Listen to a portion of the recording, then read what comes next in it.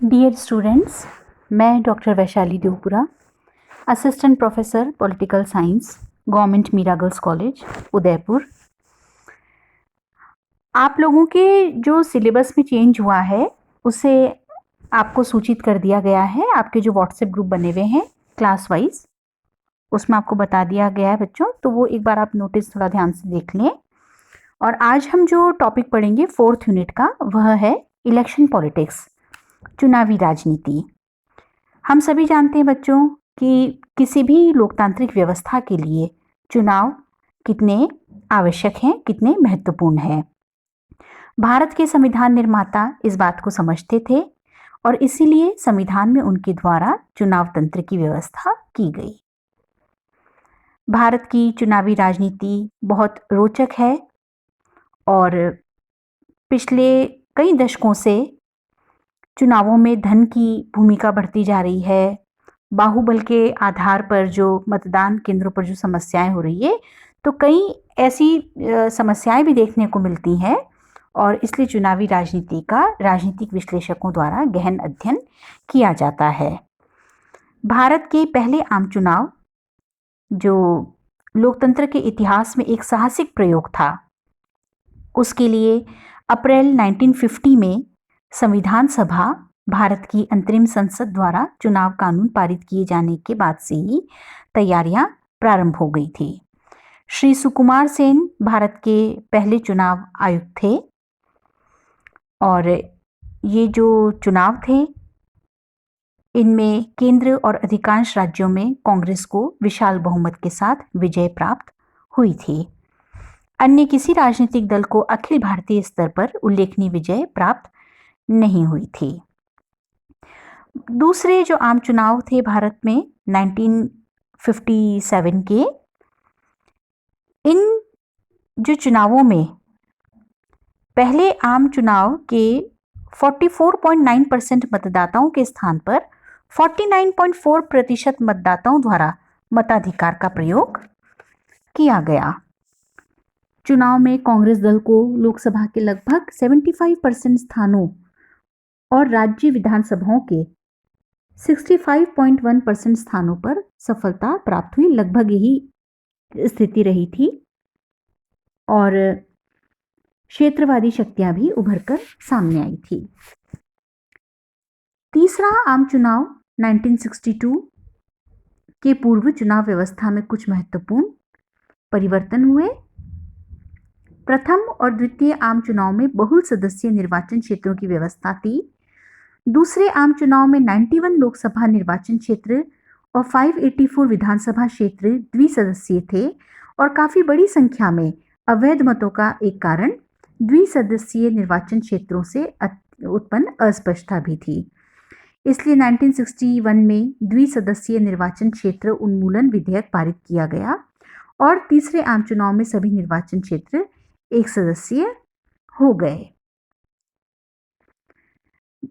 इस चुनाव में कांग्रेस को विजय प्राप्त हुई और कांग्रेस की विजय के पीछे एक प्रमुख कारण पंडित नेहरू का करिश्मावादी व्यक्तित्व था।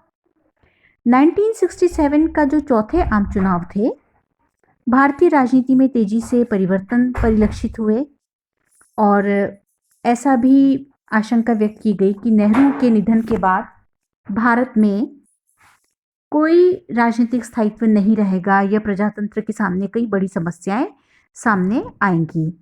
लेकिन 1964 और उसके बाद जनवरी 1966 में जिस शांतिपूर्ण संवैधानिक ढंग से कांग्रेस दल द्वारा अपने नेता का चयन किया गया, उससे कई राजनीतिज्ञ जो थे वो आश्चर्यचकित रह गए।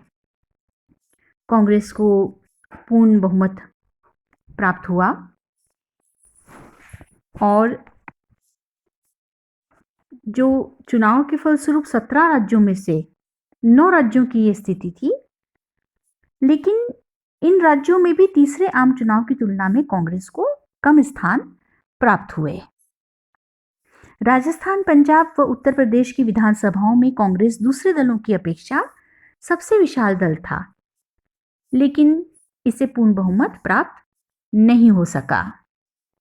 केरल, उड़ीसा और तमिलनाडु की विधानसभाओं में जो स्थान प्राप्त हुए कांग्रेस को, उससे उसकी प्रतिष्ठा को नुकसान पहुंचा, क्योंकि इसके पीछे कुछ कारण थे। खराब आर्थिक स्थिति, महंगाई, 1962 में चीन के हाथों जो भारत की पराजय थी, विदेश नीति की जो असफलता थी, पंडित नेहरू जैसे महाव्यक्तित्व का अभाव हुआ, जनता की जो मनःस्थिति थी वह भी परिवर्तित हुई, युवा वर्ग में भी असंतोष था। तो ये सब कुछ कारण रहे। 1971 लोकसभा के जो मध्यावधि चुनाव की जब हम बात करते हैं, कांग्रेस में मतभेद तो प्रारंभ से ही थे। 1967 और 69 के चुनावों ने इनमें वृद्धि की और श्री जाकिर हुसैन के उत्तराधिकारी के चयन के प्रश्न को लेकर इसने स्पष्ट फूट का रूप ग्रहण कर लिया। 1969 में कांग्रेस दल दो पक्षों में विभाजित हो गया, सत्ता कांग्रेस और संगठन कांग्रेस। 1977 छठी लोकसभा के जो चुनाव थे, राष्ट्र के नाम संदेश प्रसारित करते हुए तत्कालीन प्रधानमंत्री श्रीमती गांधी द्वारा लोकसभा को भंग करने और 1977 में छठी लोकसभा के चुनाव करवाने की घोषणा की गई। जो 1975 में जो इमरजेंसी लगी थी, उसकी बहुत आलोचना हुई। लोकतंत्र बनाम तानाशाही के प्रश्न उभर कर सामने आए, जो चुनावों के अंतर्गत जनता पार्टी के द्वारा जनता के सामने प्रश्न आए। कांग्रेस के द्वारा स्थायित्व या अराजकता के प्रश्न पर बल दिया गया। 1975 में घोषित आपातकाल इन चुनावों का केंद्रीय प्रश्न बन गया था। चुनाव से पहले कुछ सीमा तक उत्तेजना का वातावरण था, लेकिन फिर भी स्वतंत्र, निष्पक्ष और शांतिपूर्ण तरीके से चुनाव संपन्न हुए।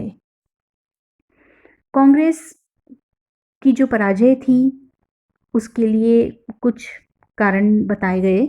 1975 की इमरजेंसी, परिवार नियोजन कार्यक्रम के अंतर्गत जो ज्यादतियां की गई, कांग्रेस में संजय गांधी का उदय, युवा कांग्रेस की भूमिका, श्रीमती गांधी के प्रति जनता के विश्वास में कमी आई, चुनाव के लिए जो समय चुना गया वह कहा गया कि गलत समय है। तो इस तरह की कई बिंदु थे जिससे कि कांग्रेस की जो प्रतिष्ठा थी उसमें कमी आई। तो आपातकालीन ज्यादतियां और परिवार नियोजन संबंधी ज्यादतियां, संजय गांधी और युवा कांग्रेस का प्रभाव, इनको बहुत महत्वपूर्ण कारण माना गया। और दक्षिणी भारत की कांग्रेसी राज्य सरकारों द्वारा समाज के निम्न वर्गों को निश्चित रूप से कुछ आर्थिक लाभ पहुंचाए गए थे और कांग्रेस को इसका लाभ मिला, लेकिन उत्तर भारत में वे तत्व जो तीन हमने डिस्कस किए वो उत्तरदायी रहे थे। 1977 के लोकसभा चुनावों के आधार पर जिस मोरारजी सरकार का गठन हुआ था 1979 में, उसका पतन हो गया। उसके बाद निर्मित चरण सिंह सरकार लोकसभा में अपना बहुमत प्रमाणित नहीं कर सकी। 1979 को चरण सिंह सरकार के द्वारा राष्ट्रपति को परामर्श दिया गया कि लोकसभा को भंग कर दिया जाए और राष्ट्रपति के द्वारा 22 अगस्त 1979 को लोकसभा भंग की गई। चुनाव आयोग के द्वारा मतदाता सूचियों को संशोधित किया जाना था, अतः लोकसभा के नए चुनाव 1980 में कराए गए। इन लोकसभा चुनावों में इंदिरा कांग्रेस को भारी बहुमत प्राप्त हुआ, जिसका कारण श्रीमती गांधी की व्यक्तिगत विजय बताया गया। 8वीं लोकसभा के चुनाव 1984 में, इसके पहले जो पंजाब की स्थिति थी और 1984 के में जो स्वर्ण मंदिर में सेना का प्रवेश और पंजाब में सैनिक कार्यवाही और चुनाव परिणाम को सर्वाधिक प्रभावित जिसने किया वह 1984 को श्रीमती गांधी की हत्या। तो ये कुछ फैक्टर्स थे जो 1984 के समय इम्पॉर्टेंट थे, जिनकी जानकारी हमें होना ज़रूरी है। 1989 में जो 9वीं लोकसभा के चुनाव हुए, इसमें भी जो चुनाव परिणाम थे वो एकदम कुछ सरप्राइजिंग फैक्ट्स सामने आए और जो 61th कॉन्स्टिट्यूशनल अमेंडमेंट था 1989 का, उसके आधार पर मताधिकार के लिए न्यूनतम आयु 21 वर्ष से घटाकर 18 वर्ष कर दी गई थी। इन चुनावों में मतदाताओं की जो संख्या थी इससे 50 करोड़ हो गई थी। बीजेपी, जनता दल, माकपा आदि में जगह जगह तालमेल हो गया। तो मतदाताओं की सोच में परिवर्तन आया। इंदिरा कांग्रेस की जो स्थिति थी उसमें बहुत कमी सामने आई। उसके भी कुछ कारण हैं कि कांग्रेस का जो परंपरागत वोट बैंक था उसमें दरार थी, महंगाई, राजीव सरकार की प्रशासनिक असफलताएं, बोफोर्स कांड, भ्रष्टाचार के अन्य आरोप, राजीव गांधी की जो छवि में कमी आई और हिंदुत्व की लहर, युवा वर्ग में असंतोष, कुछ ऐसे कारण थे। 9वीं लोकसभा के चुनाव के बाद वीपी सिंह के नेतृत्व में राष्ट्रीय मोर्चे की अल्पमत सरकार पदासीन हुई, लेकिन वे 11 महीने ही प्रधानमंत्री रहे। नवंबर 90 में चंद्रशेखर के नेतृत्व में समाजवादी जनता दल की सरकार पदासीन हुई। चंद्रशेखर सरकार इंदिरा कांग्रेस के समर्थन के आधार पर पदासीन हुई, लेकिन मतभेद होने पर 1991 में इस्तीफा दे दिया।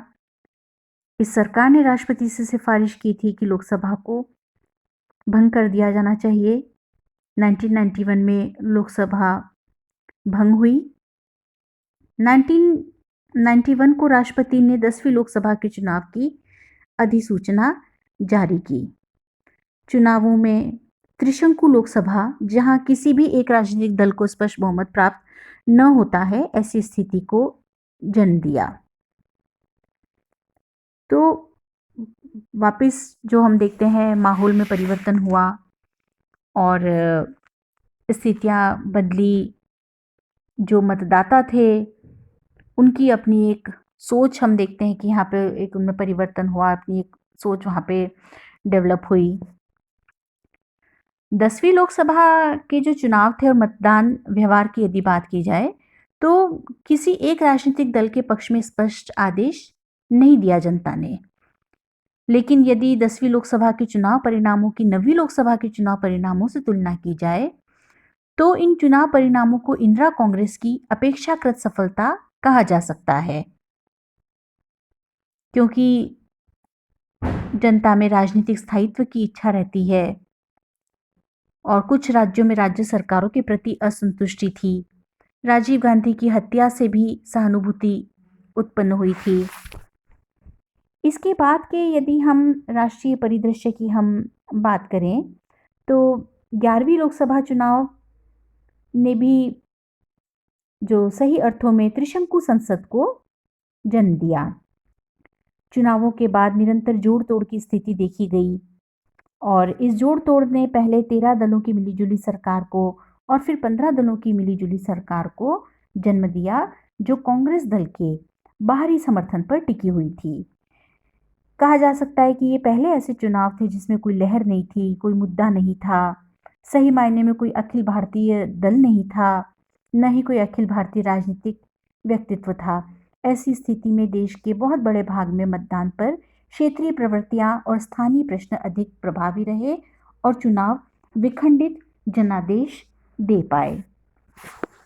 1998 जब 12वीं लोकसभा के चुनाव की हम बात करेंगे तो जो 11वीं लोकसभा के चुनाव थे उन्होंने विखंडित जनादेश त्रिशंकु लोकसभा को जन्म दिया और एक के बाद दूसरी सरकारें बनी, उनका पतन हुआ। वाजपेयी सरकार का कार्यकाल 13 दिन रहा, देवेगौड़ा सरकार 11 महीने का जो कार्यकाल रहा, उसके बाद गुजराल सरकार बनी जिसका कार्यकाल कुल मिलाकर 10 महीने रहा।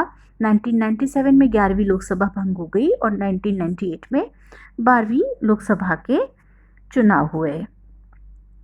और ये जो चुनाव थे इनकी घोषणा के साथ ही कांग्रेस के मनोबल में भी भारी गिरावट हुई और यह देखा गया कि किसी भी राजनीतिक दल के पक्ष में जनादेश नहीं था। जनता के सभी प्रमुख दलों की कामकाज की शैली पर जनता को नाराजगी थी। 12वीं लोकसभा जो चुनाव जो थे उनका संदेश है कि सभी राजनीतिक दल समय रहते विफलताओं का आत्ममंथन करें और अपनी राजनीतिक ज़मीन मजबूत करने के लिए नेता और कार्यकर्ता दोनों ही जनसेवक की भूमिका अपनाएं। तभी जो सही स्थितियां हैं उनको देखा जा सकता है। 1999 13वीं लोकसभा के चुनाव हुए और भारतीय जनता पार्टी की पहल पर 15 मई 1999 को राष्ट्रीय जनतांत्रिक गठबंधन नेशनल डेमोक्रेटिक अलायंस के गठन की घोषणा की गई। अटल बिहारी वाजपेयी को गठबंधन का अध्यक्ष बनाया गया। तो जो स्थिति थी राष्ट्रीय स्तर पर वह परिवर्तित हुई और वाजपेयी के नेतृत्व को स्वीकृति थी। कांग्रेस की स्थिति में यहाँ भी जो है वह परिवर्तन आया। क्षेत्रीय दलों की शक्ति में वृद्धि हुई। राज्य स्तर पर सत्तारूढ़ पक्ष के विरुद्ध मत हुए। मार्क्सवादी दल सहित वामपंथी दलों के जनसमर्थन में कमी रही। तो 1999 के बाद भी हम देखते हैं व्यापक स्तर पर स्थितियां परिवर्तित हुई।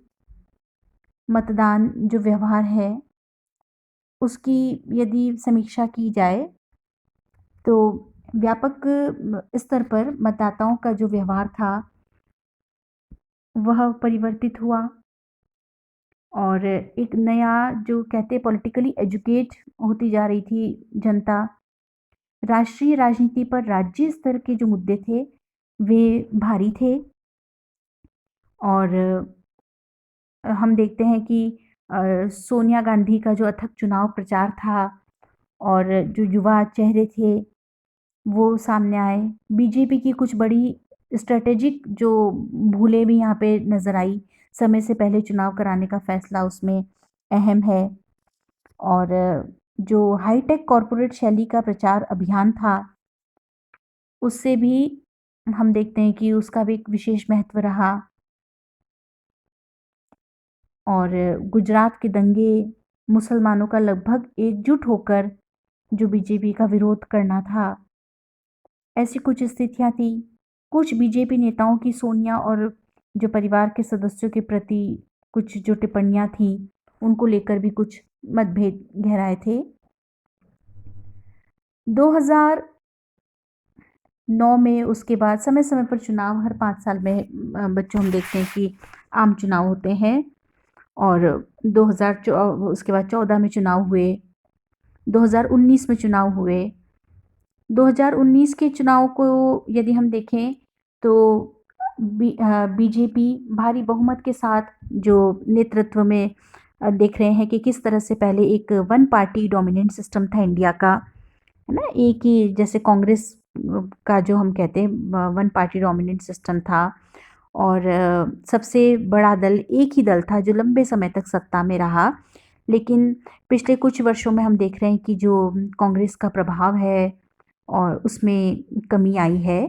तो कई हम बच्चों अगर आप न्यूज़पेपर पढ़ते हैं रेगुलर, अगर कल के ही पेपर में था, कल संडे के उसमें पेपर में भी था बच्चों कि किस तरह से जो आत्ममंथन राजनीतिक पार्टियों को करना चाहिए और किस तरह से अपनी ज़मीन को मजबूत करते जाना चाहिए और अपने स्वार्थों को छोड़कर प्रमुख कार्य क्या है किसी भी जन नेता का जनता की सेवा करना।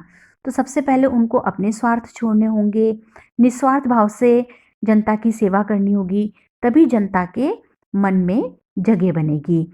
और हम ये भी देखते हैं कि एक ही पार्टी में इतनी आपस के लोगों में ही जो इतनी टूट नज़र आती है उसे दूर करना होगा क्योंकि अल्टीमेट उनका जो गोल है वो जनता की सेवा है और जो भी राजनीतिक दल है उसकी विचारधारा के प्रति उनमें आस्था होनी चाहिए। तो हमने देखा बच्चों कि आज बीजेपी नरेंद्र मोदी के नेतृत्व में बहुत मार्गदर्शन की जो हो रहा है पूरे देश के राष्ट्रीय स्तर पर जिस तरह से मार्गदर्शन हो रहा है, एक बहुत बड़ा दल बन के बीजेपी एक भारी बहुमत के साथ आज सत्ता में है। तो कांग्रेस की स्थिति में जो परिवर्तन आया है या कांग्रेस की प्रतिष्ठा में जो कमी हुई है इसके पीछे भी अनेक कारण है।